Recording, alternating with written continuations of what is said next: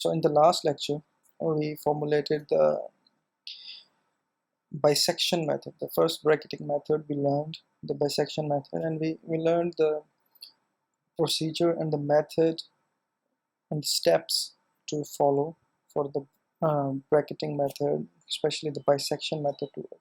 So now the main goal here is to use the MATLAB to formulate that using the computer programming or the MATLAB. So this is kind of like the very basic first tutorial for you for the MATLAB.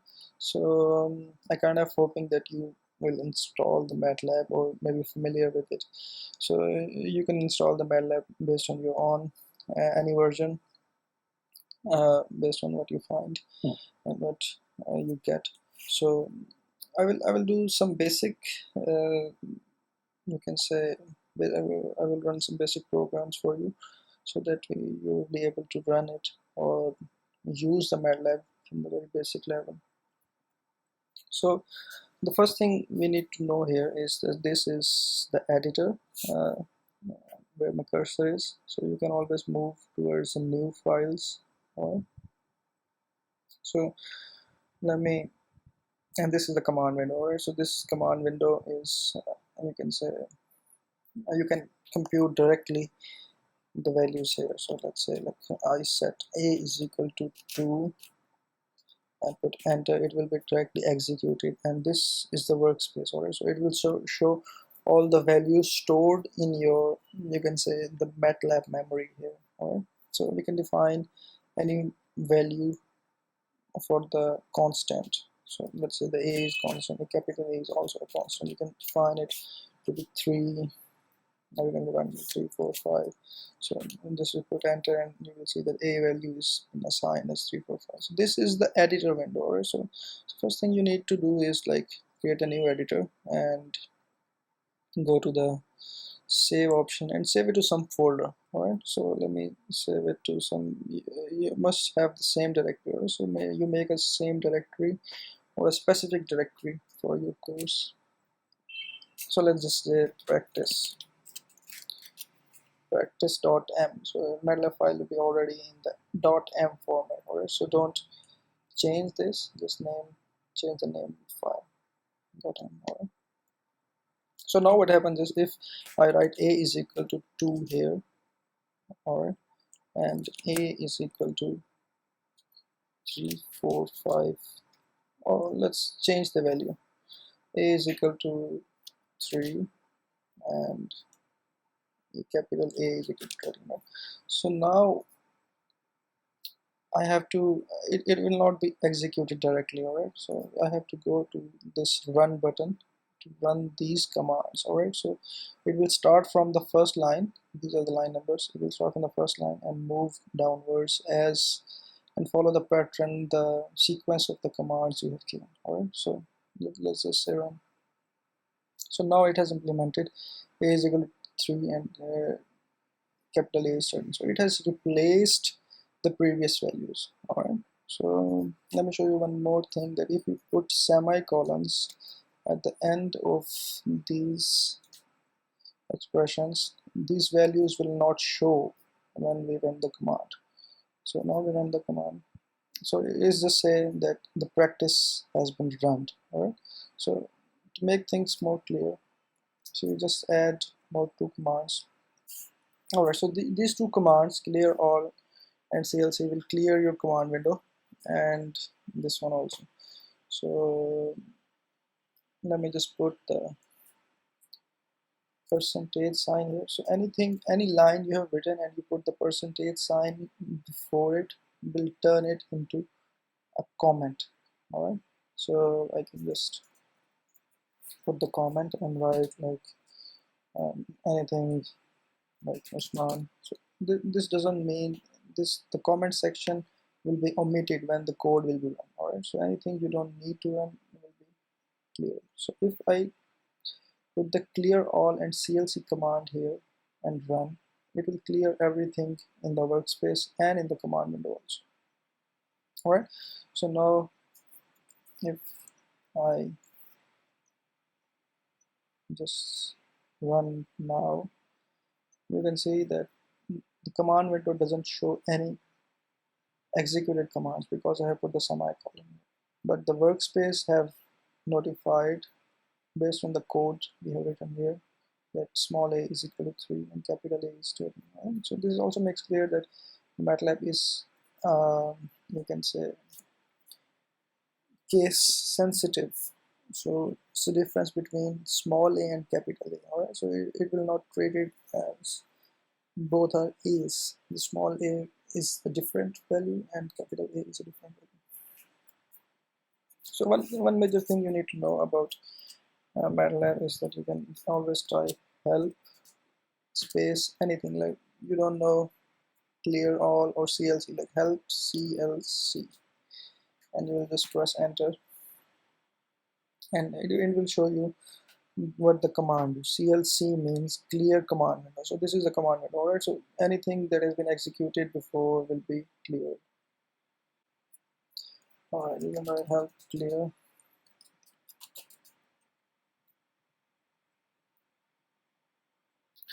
So this is giving you all the options the clear command can go through. Like we use the clear all command that removes all the variables, global functions, everything in the workspace. Alright, so there are other variables, other variants also that you can use. So anything you don't know about the MATLAB or the function you don't know, you just go here and type help space that command. Alright, so I will give you how to use it and when to use it.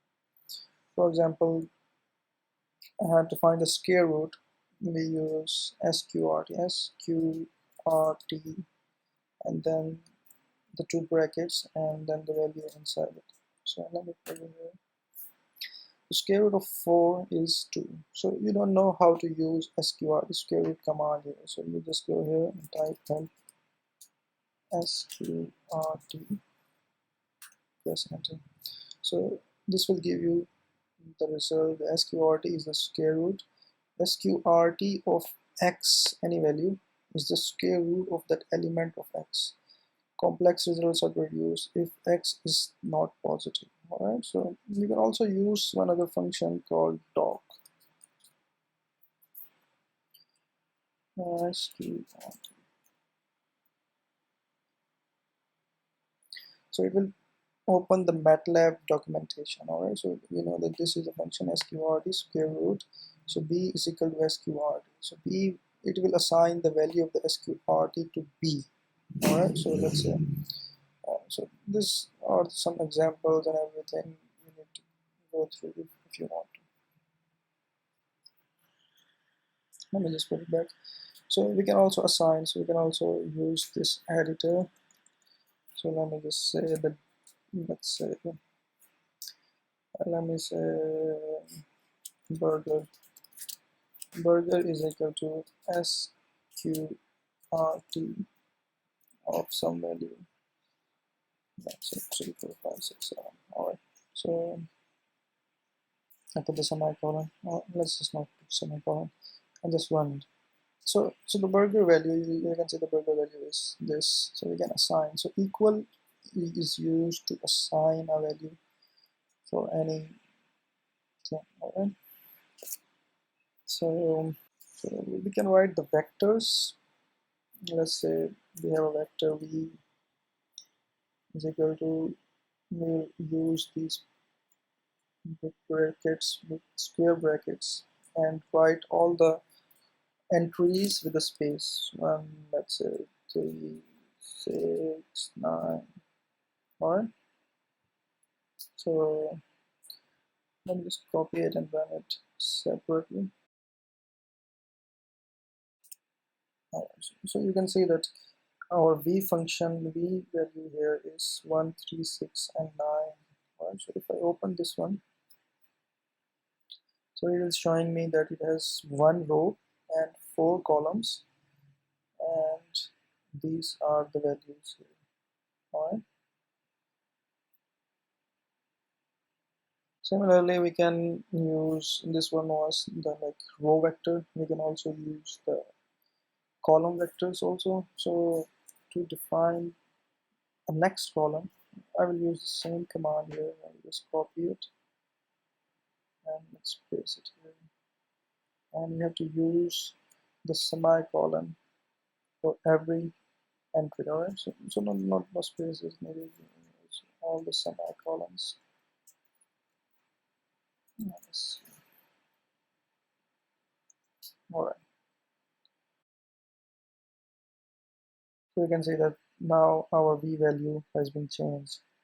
Alright, so let's v value, now you can see the v value here is 1369, so it's a column vector. Alright, we can also write the matrices, or you can say one good command to know here is the length command. Alright, so let me see, let me write it here. Let me write it here first. length, length, and the brackets we give it some value. Alright, so for example, we find the length of the v vector. We don't know, so alright, so let me just copy it. We can also run it from here, but I'm just using the command window so that I may not run all of this again. Alright, so length v is equal to 4. So the length command, so let me also give you the help also. Help length. Alright, so length of the vector. So the length given to it. So the v was our vector. So we give the length our vector. So it will return the length of the vector. So it returns the length of that vector. So we know that v has 4 elements. Alright, so the value that is returned with the answer is 4. Alright, so if you want to store this value in some intervals, let me say we store it with L is equal to length. Alright, so let's just execute. So L will store the length of that vector. Similarly, we can also find the size like rows and columns. So let's say size of v.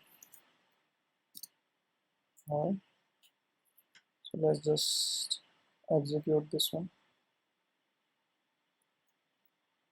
Alright, so it gives 2 values, 4 and 1.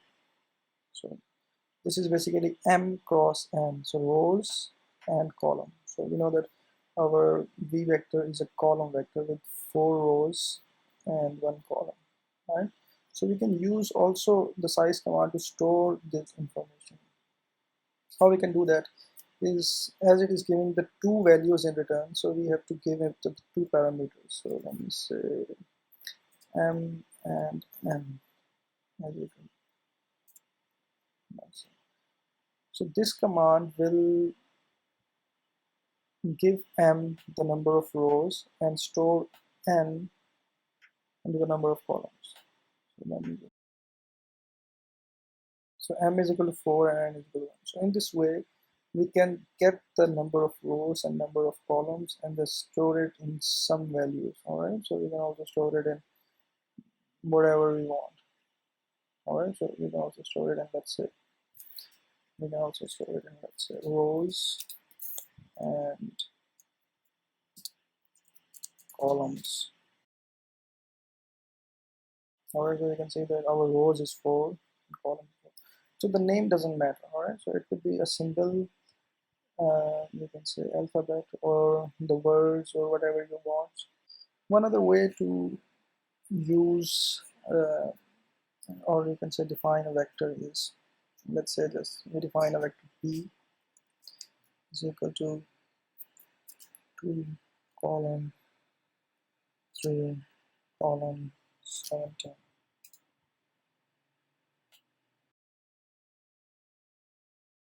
So this command gives me the vector b with the values 2, 5, 8, 11, 4 and 7.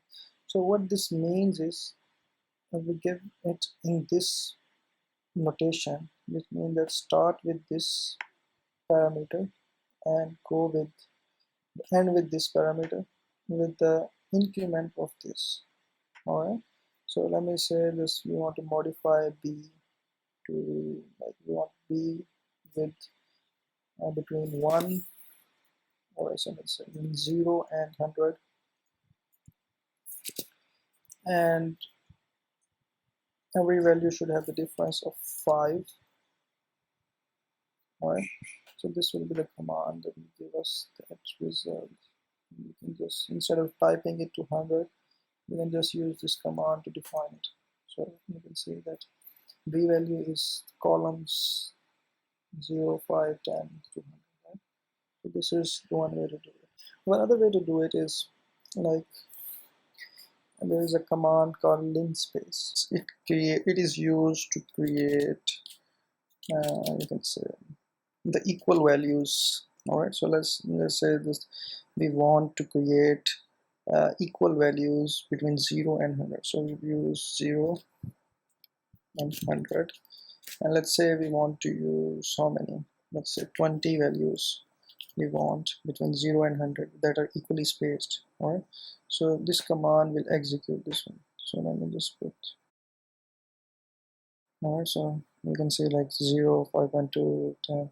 So these are exactly 20, and every value has been equally spaced between the values. So now let's just look at how to define a matrix in the Matlab. All right, so matrix are usually defined with capital. So it's just a convention, you can use the smaller ones also. So we want to define a matrix, and we will use the square brackets. Right? So let me just write 1 space, let's say -2 space 3, and then to move to the next row, this is the same row with every space increasing the column number. Right, so we will add this semicolon to move to the next, and we will make 3, let's say 0, let's say 1, and then we move to the next. So we are writing a 3 by 3 matrix. So it's 5, 1, 4, and you don't have to put the semicolon at the end here. So let's just execute this one. So you can see that our A matrix has 9 entries, and it's a 3 by 3 matrix. Right? So we can also use the size command we had already used. Use the size command. Right? So this is the size command. Right? So rows and columns. So let's just store the rows and columns of our matrix A. So instead of V, we have to give it the value A, and let's put it enter. So rows equals to 3 and 4. So the values here also changing. The row has now been updated to 3, and the column has been updated to 4, 3 also. So in this way we defined the matrices in the Matlab. Alright, so we can also access the values in the matrix. Alright, so let me say I want the value at third row and second column, and I can use this notation to get the value, and I put enter. It's 1. Alright, so 3, 2 is 1. So you can see here the row third and the value 2 is 1. Similarly, we can use any value here. So if you put the up arrow on the command window, it will give you all your previous commands that you have already executed. Right? So instead of 3, 2, we want to use second row, second column command of the entry. We want to know the entries 2, 2 of the matrix A. We can get it, it's 0. Similarly, if we use the notation like if we use the notation like 2, comma, column, let's see what happens. So it will give me the second row. The first entry is a row and second entry is a column. In column we use that colon sign that represents that all columns. All right. So similarly, if we want to know the first column, we can just use 1, and we'll get the first column. All right. So similarly, if we want let's say the third column, let's say the third column and all entries of the rows, we can use this command. So it will give us a third column and all entries of the rows. Alright. So we can also use, so this way you can manipulate different things. We can also change the values. Alright, so let me show you how. So we know that what is A32? A32 is 1. Alright, so we can use A32 and put it equals to, let's say, 7. Alright, so you can see that our 832 has become 7 now. Alright, so now if I go and check the value of 832, it's 7. Alright, so you can change any value within the matrix also. Similarly, the zeros command, let's say if I want to have a new matrix defined, let's say capital E matrix. Let's write it here first so that we can keep a record. E is equal to zeros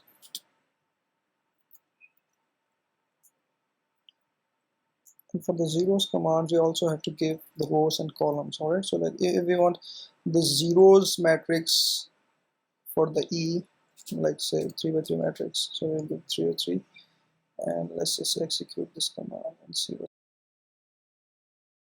So we can see that E matrix is now a 3 by 3 matrix having all the entries equivalent to 0. So this was our A matrix. Let me set it again. What is the A matrix? A matrix is this. Right, so we can find the transpose also, the determinant and transpose. Alright, so one basic command is like det of any matrix we put, it will give us the determinant. Right, so let's just give it to some value. Let's say d is equal to determinant of A. So you can see it just calculated the determinant for us. So we can also use to find the transpose, and the transpose command is the matrix, and we can use the dot dash command.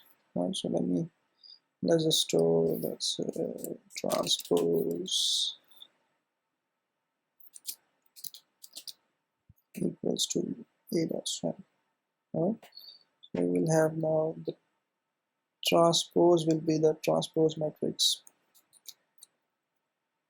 So you can see that this is the transpose of the matrix. Similarly, for the inverse, we can also use a similar command called inversing. Right, so let's just say inverse is equal to inv of A. So this is the command inv, similar to that det. Right, so inv will give us the inverse. So inverse, we are saving it in inverse. So let's just save it in inv. Right, so it doesn't matter. No, just in, let's say this in or.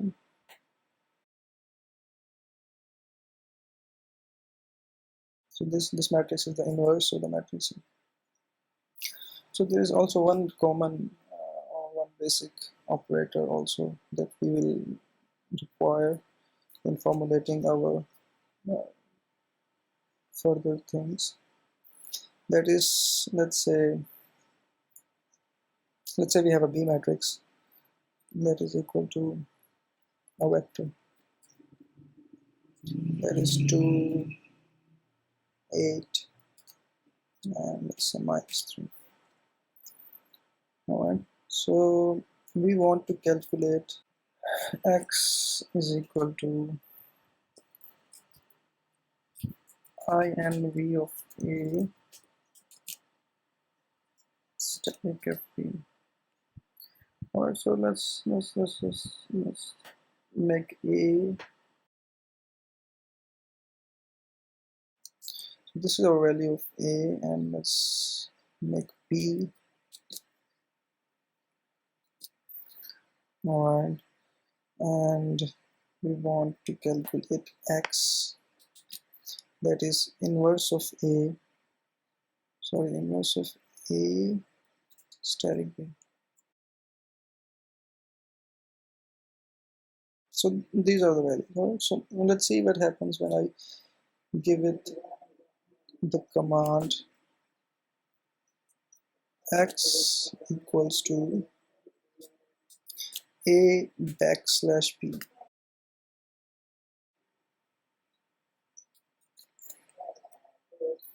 So you can see these two commands give me the same values. All right. So here we used x is equal to inverse of a multiplied by b, and here we use a backslash p. So a backslash p is equivalent to inverse of a multiplied by b. All right. So this command we will use more often in our code. So this is must that you must understand what this means. All right. So this means that inverse of this matrix multiplied by this matrix. All right.